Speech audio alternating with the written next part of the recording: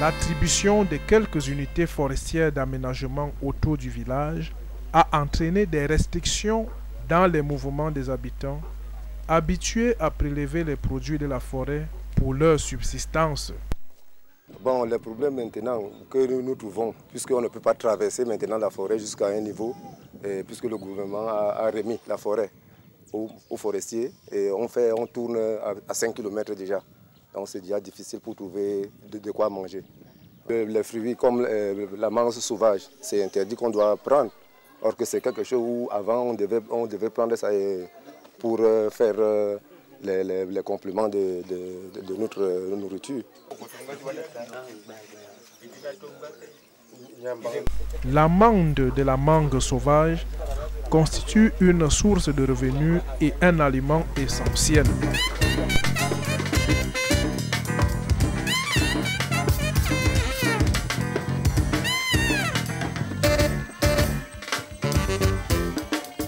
Du fait de l'enclavement et de l'éloignement du centre urbain, les populations vivent coupées du monde extérieur.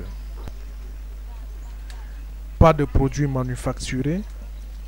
Aussi, l'on se contente par exemple de l'alcool distillé sur place par le soin des femmes.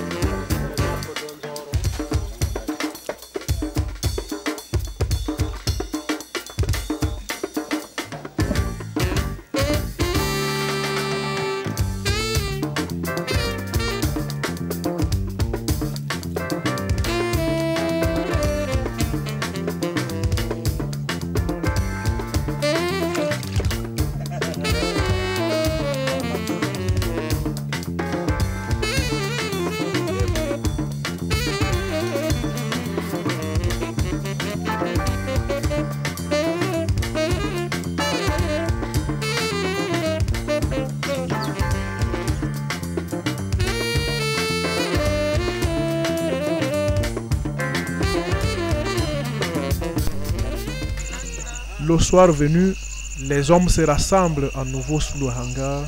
C'est leur seule distraction, tout en profitant de la pleine lune, en attendant qu'un nouveau jour se lève.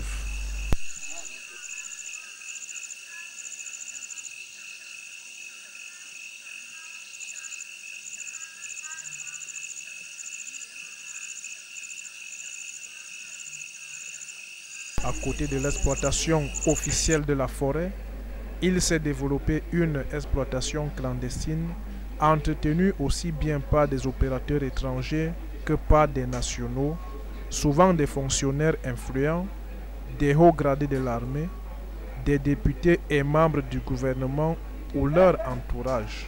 L'exploitation de ces forêts n'est pas suffisamment contrôlée. Il y a des exploitants clandestins et nous allons veiller. Nous allons vraiment sévir contre ces exploitants clandestins qui dévastent suffisamment nos forêts, à leur propre bénéfice, ni au profit de l'État, ni au profit des populations.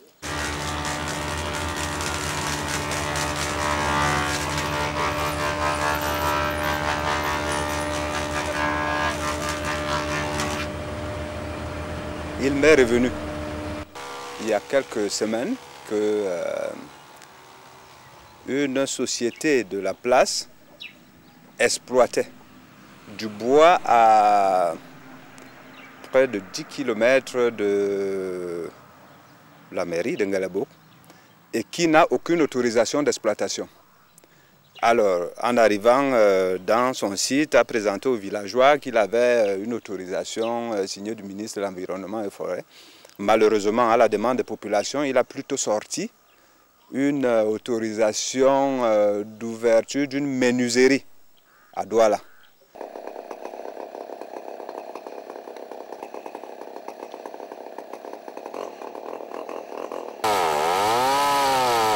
Lorsqu'on me dit que c'est le commissaire de la place et que je laisse tomber l'affaire, bon, on va voir. Ce commissaire arrive, me dit, monsieur le maire, écoutez, bon, dans l'affaire, je n'ai pas souvent assez d'argent, il prend 50 000 francs, 100 000 francs. Il me donne à moi le maire. Qu'est-ce que ça profite aux populations? Et ça, naturellement, ça, je vous le rassure, ce genre d'argent, je n'en prends pas. Et je dis plutôt maire, là, cet argent, je dis non, ben, on ne peut pas continuer à vivre de la corruption. C'est un responsable du coin. Je vais lui demander d'arrêter son exploitation, d'accord, mais lorsque je tournerai le dos, je n'ai pas les moyens. Je n'ai pas les moyens pour continuer à le poursuivre. Lorsqu'une société exploite légalement, la circonscription perçoit des redevances forestières qui permettent donc aux communautés de s'organiser et de faire, de développer les projets qu'ils ont mis sur pied. Mais malheureusement, nous n'en profitons pas parce que tout le monde vient exploiter à sa manière, comme je disais, arrive un matin, décide de trouver un site, exploite et repart.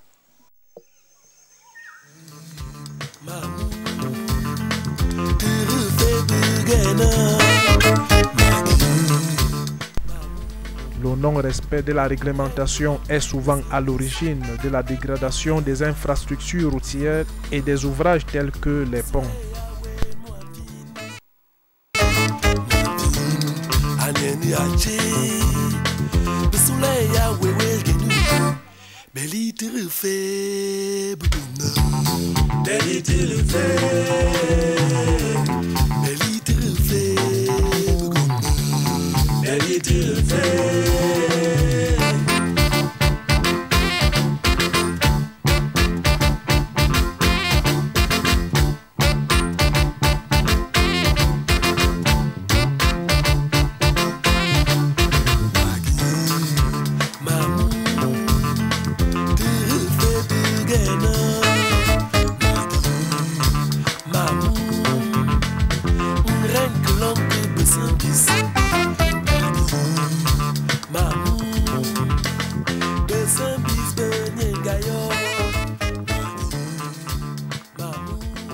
Ces gros porteurs dégradent sérieusement nos routes. Dernièrement, quand j'allais à Yaoundé, nous avons rencontré après une pluie un groupe porteur en train de rouler, ce qui n'est pas normal. Nous allons essayer donc de réglementer la circulation de ces gros porteurs.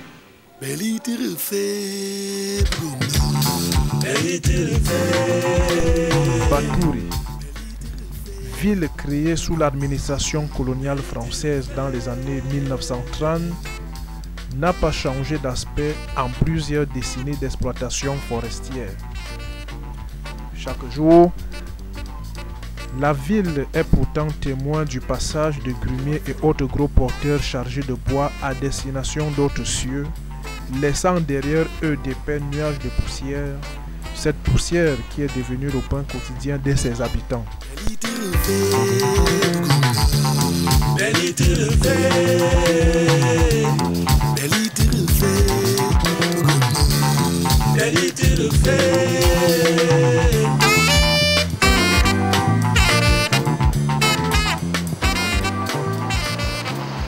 La forêt continue d'être pillée pendant que les habitants continuent de croupir dans la misère.